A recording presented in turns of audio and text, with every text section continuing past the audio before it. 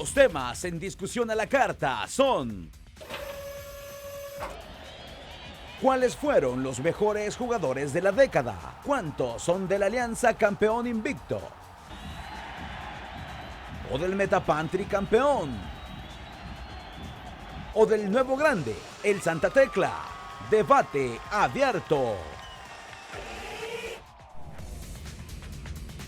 Muy buenas noches, sean bienvenidos a El Gráfico TV en este día viernes 27 de diciembre del año 2019. Como siempre, gracias por acompañarnos, por elegirnos como su opción para informarse en este ejercicio que hemos realizado en los últimos días, evaluando lo que ha dejado la década deportiva 2010-2019. Y hoy continuamos con estos análisis con la compañía de Diego López, de Marcelo Betancourt, de Rodrigo Arias y de un servidor, Cristian Villalta. ¿Qué tal, Diego? ¿Cómo te va? ¿Cómo está, Cristian, Rodo, Chelo, amigos televidentes? El último viernes del 2019. Sí, señor. Un gusto que nos acompañen. Gracias por su sintonía. Y vamos a tener un tema bastante especial, bastante debatible, bastante opinable. Así que esperamos también ustedes nos comenten en redes sociales. Perfecto. ¿Qué dice el señor Rodrigo Arias? Gusto estar con ustedes y vamos a repasar 20 torneos del fútbol nacional.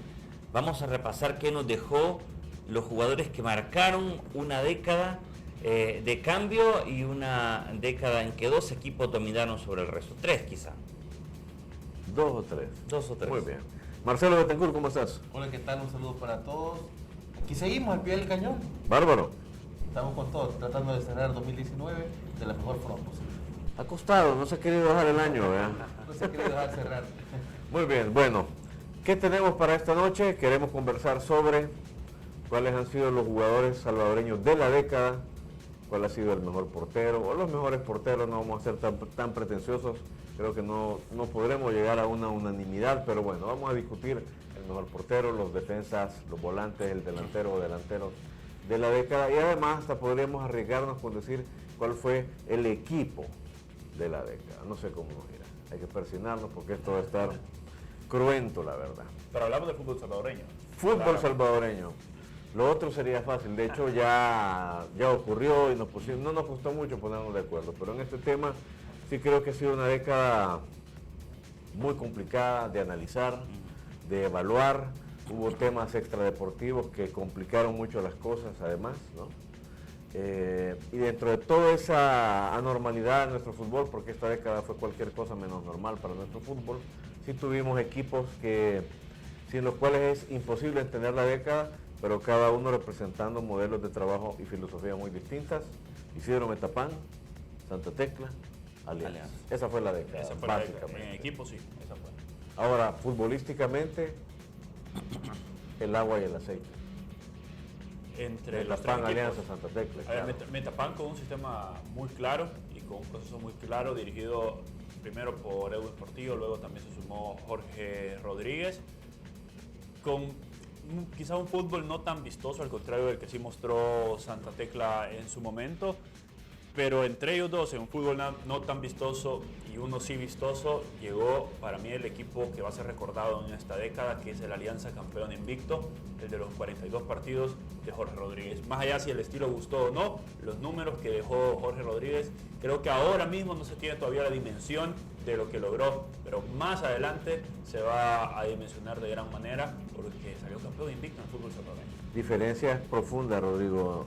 No estamos hablando de la organización, estamos hablando apenas de lo que ocurre, de lo que pasa en la cancha, y aún así muy, muy diferentes. Sí, sobre todo porque Santa Tecla marcó una tendencia cuando juntó volantes creativos, que eso usualmente en el fútbol salvadoreño lo que se hace es poblar la media cancha con contenciones. Isidro Metapan hizo de esto un arte y con Omar Mejía al inicio como estandarte, sobre todo con el equipo que venía trayendo la década pasada. Pero Santa Tecla hizo otra cosa, propuso un fútbol distinto y hasta cierto punto Alianza creo que fue la respuesta a ese Santa Tecla y llegó a un estándar más grande porque se exigió de este gran rival que tuvo en el fútbol salvadoreño. Y a Santa Tecla, ¿dónde lo pones versus Metapan, Rodrigo? ¿No lo ves también como una reacción? Sí, también, porque si bien Metapan resultó el pragmatismo a ultranza, yo creo que vimos tantas finales en que Metapan bueno, si no puedo ganarle, pues no me va a ganar tampoco. Y fue una fórmula que le resultó año tras año tras año y dominó no solamente el cerrojo, sino también el temple, la actitud y mantener la cabeza fría en los momentos tan decisivos. Y Santa Tecla nos dejó grandes espectáculos. Creo que algunos de los mejores partidos del fútbol salvadoreño es imposible no pensar en Santa Tecla. A mí una de las cosas que no me termina de causar cierta simpatía, Marcelo, es que, digo, ese Metapan versus el Alianza que mencionaba Diego, equipos que tenían una pretensión diferente, completamente. Metapan resignado a sacrificar el espectáculo para garantizar el resultado. Alianza pretendiendo conseguir el resultado a través del espectáculo, pero con unos protagonistas en común, además. Eso es lo que no me termina de cuajar, ¿no? Ese es justamente, creo que el ítem que hacía falta para mí, porque si Metapan era más estilo, era más algo trabajado por el Bochinche Portillo, luego continuado por el Saco Rodríguez, algo que en su inicio como entrenador se le daba tan bien, el hecho de comenzar por la defensa, digamos, por decirlo de una manera amable, comencemos por la defensa. Pero si te pones a ver, cada uno de los 6 títulos de Metapan en la década tiene protagonistas muy distintos.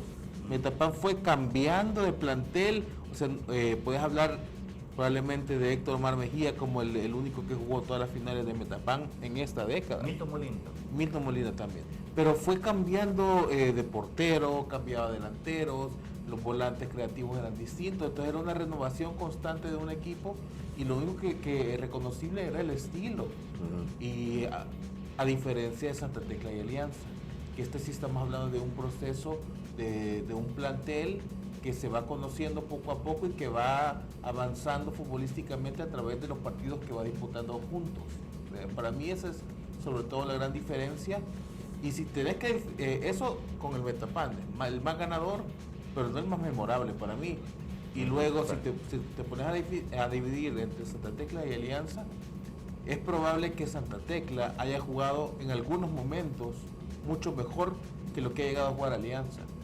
Pero el Santa Tecla, su proceso ha sido más corto, tanto que parece que ya antes que termine la década ya va a terminar y todavía no se adivina cuál va a ser el final de este ciclo de la Alianza, por ejemplo.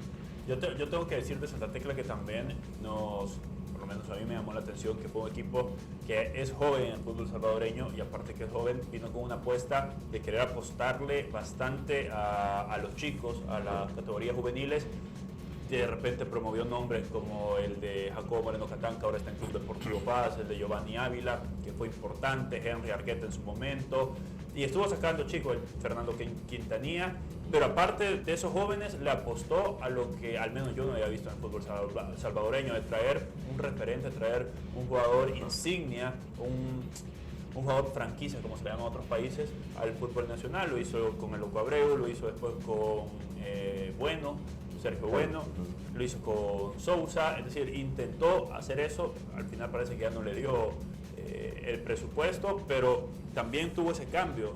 Yo fui uno de los que criticó mucho en esta década la llegada de Loco Abreu porque jugó poco, al final le terminó dando el título, terminó cerrando muchas bocas dando el título contra los Albos de la Alianza. Creo que eso también es algo que nos emocionó de este Santa Tecla, el hecho de apostar a los jóvenes y después de apostar a los jóvenes tener esa visión de tener un jugador insignia al fútbol salvadoreño. Yo creo que, bueno, estamos aquí contextualizando porque probablemente nos van a salir en su mayoría en el 11 ideal los jugadores de estos 3 equipos, ¿no?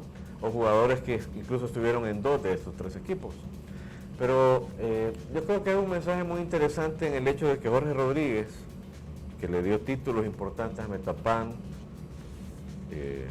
y Marvin Monterrosa, que es literalmente un descubrimiento de Jorge Rodríguez, por mencionarlo solo a él.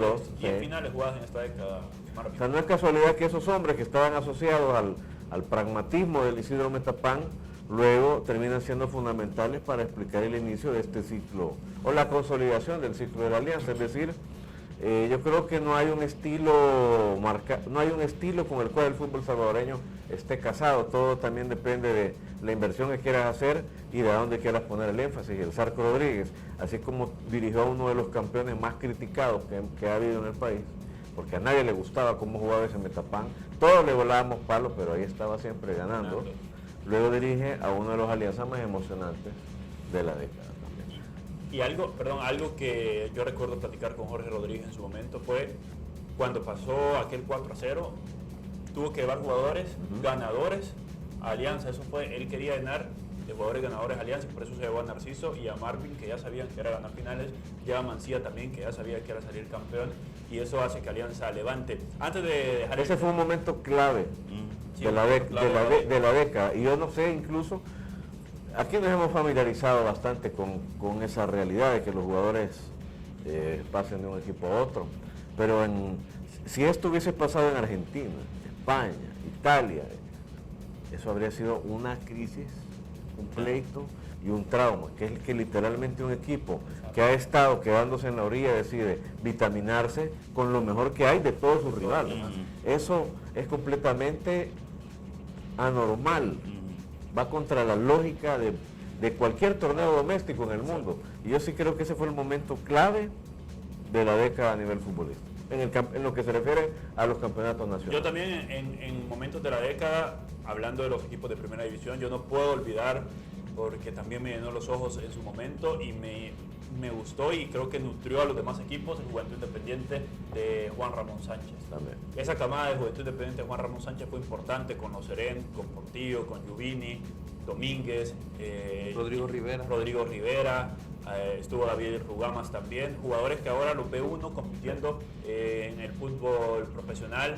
Lo hizo también Gibrín, un africano que vino, y Irving Valdés, que estuvo en el Águila, y fue un Juventud Independiente que lastimosamente tuvo que desaparecer por temas políticos, pero que llenó el fútbol de primera división, que sorprendió a equipos importantes, goleó a Alianza en el complejo de Pico, llegó a 2 semifinales, que quedó para contra Santa Tecla, y creo que también es importante traerlo porque fue un gran trabajo de Juan Ramón Sánchez.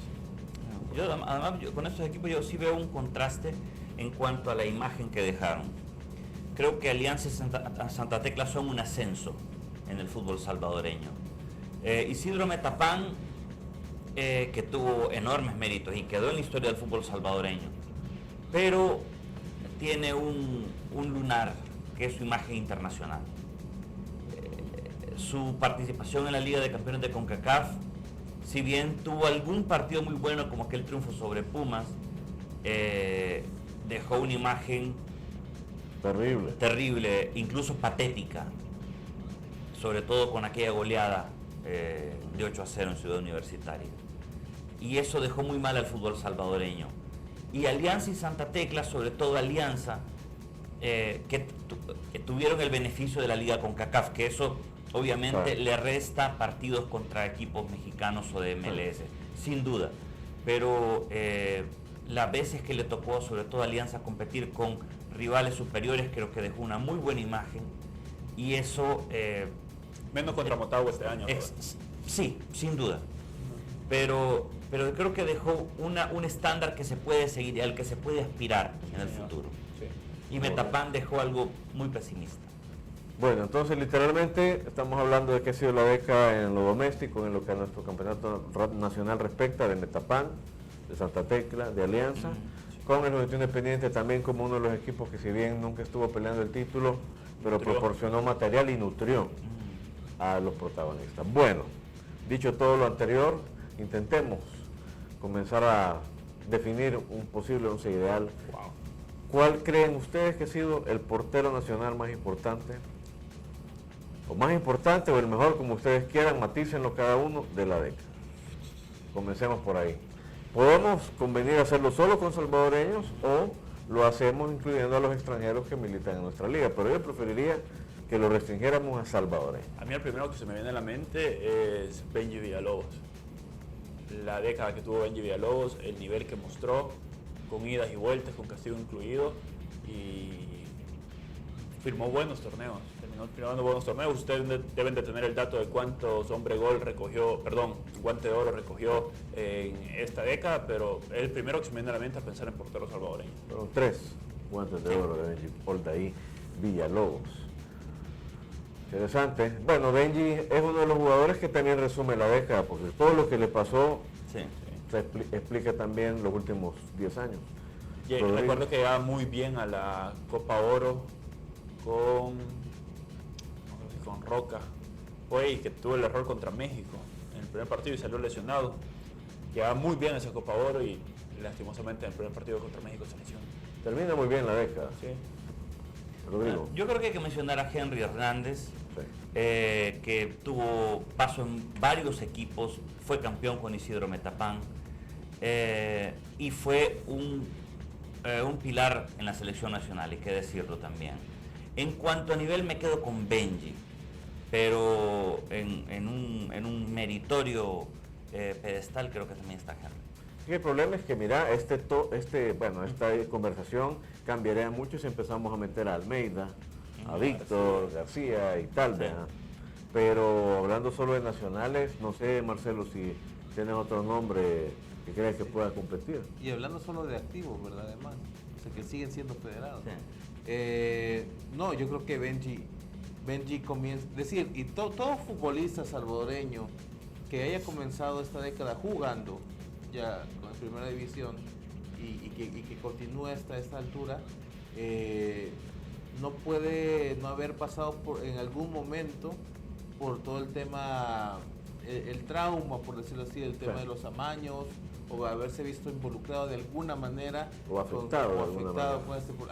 O afectado, así es. En el caso de Benji, yo recuerdo un gran partido allá por 2012 contra Costa Rica en eliminatorias con Israel, un empate 2-2. Sí, en la Sabana. Él estaba comenzando en la selección en su gran partido, Cierto. y para mí probablemente el único portero que haya, con todo lo que hizo en el partido, haya definido a su favor el título para el Águila, que fue el partido contra la Alianza. Para mí, protagonista pero principal, Benji Villalobos. No lo hubiera logrado el Águila sin él. Con la figura de esa final. Ganó también. 2 títulos en la década, Benji. Sí. El que le gana En 2012, 2012 y le ganan a el de Metapán. el de este año. Lo que pasa es que, claro, le ha tocado alternar y pelear por los premios individuales con gente como Víctor Rafael García, que ha sido, yo creo que de los arqueros más sólidos que hemos visto en mucho tiempo en nuestra liga. Matías Coloca también ganó en algún momento el premio Guante de Oro. Sí, un pero no arquero- entra en arquero Pero recordado, no entra, pero mencionando que por los premios individuales peleó con Coloca, peleó con Almeida. Joel Almeida, que también tuvo algunos torneos muy buenos.